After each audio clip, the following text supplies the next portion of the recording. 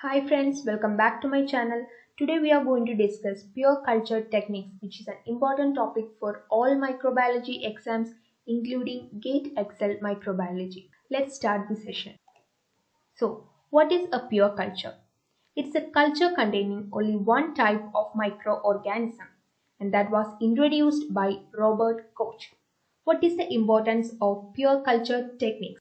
Pure culture techniques are so important that within about 20 years after the development of pure culture techniques, most pathogen responsible for the major human bacterial diseases has been isolated.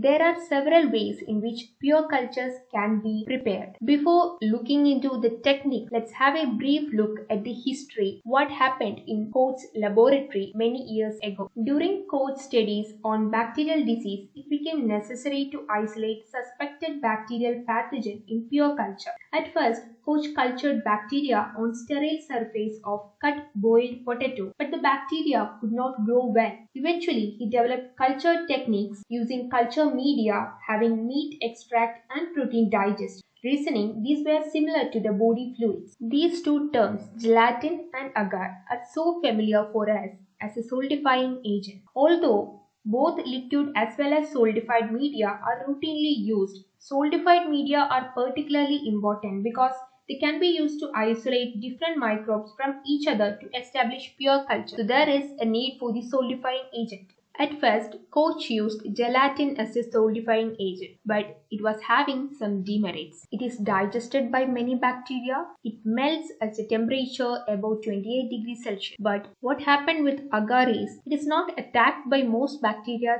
and the melting temperature is above 100 degrees Celsius and the melting temperature is above 100 degrees Celsius and it solidifies at a temperature above 50 degrees Celsius. This eliminated the need to handle boiling liquids.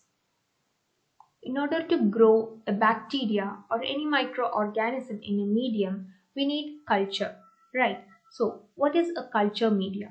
The function of culture media is to grow, transport, and store the microorganism. According to the type of culture media, we can divide it into defined media as well as complex media. So, what is defined media? In defined media, all the composition of the media is known. In complex media, there are composition in the media which is not well defined. Defined media are often used to culture photolithoautotrophs such as cyanobacteria and photosynthetic protists.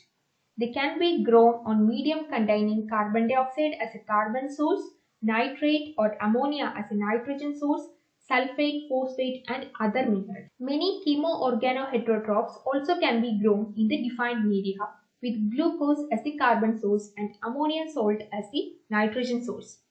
In case of complex media, they are very useful as a single complex medium may be sufficiently rich to meet all the nutritional requirement of many different microorganisms. Complex media are also used to culture fastidious microbes and microbes with complex nutritional or cultural requirements. Another important thing to be noted here is agar.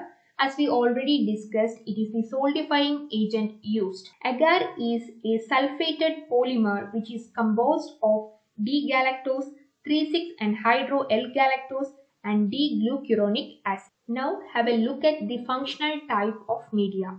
There are 4 different functional type of media, that is supportive media, enriched media, selective media and differential media. So what is supportive media? Media such as tryptic soy broth and tryptic soy agar are called general purpose or supportive media because they sustain the growth of many microorganisms. When blood and other nutrients may be added to this supportive media to encourage the growth of fastidious microbes, they are known as enriched media.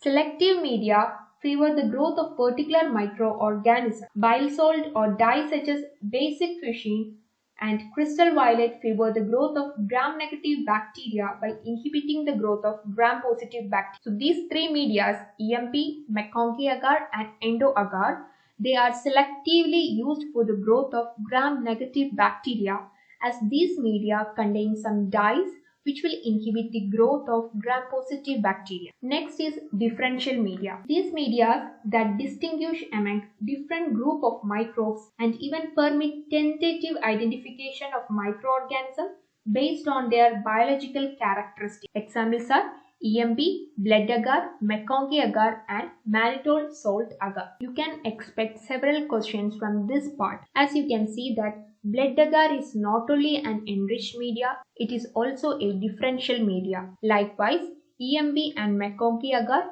they are both selective media and differential media. Now let's see the techniques which we use to isolate the pure culture. There are three main techniques which we use in laboratory. They are streak plate, spread plate, and pour plate technique. Let's see one by one.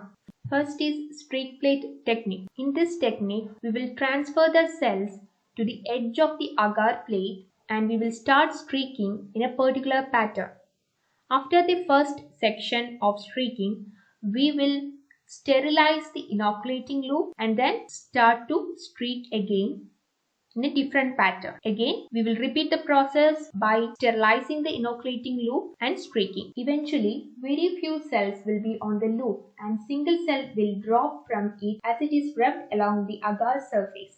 These develop into separate colonies. Next technique is spread plate. Here, a small amount of sample is pipetted to the center of the solidified medium. The glass spreader is sterilized by dipping it into ethanol and briefly flaming it. And the spreader, we will use a L-shaped rod. Okay, it will be looking like this. So this L-shaped rod is used to spread this culture into the surface of the agar medium.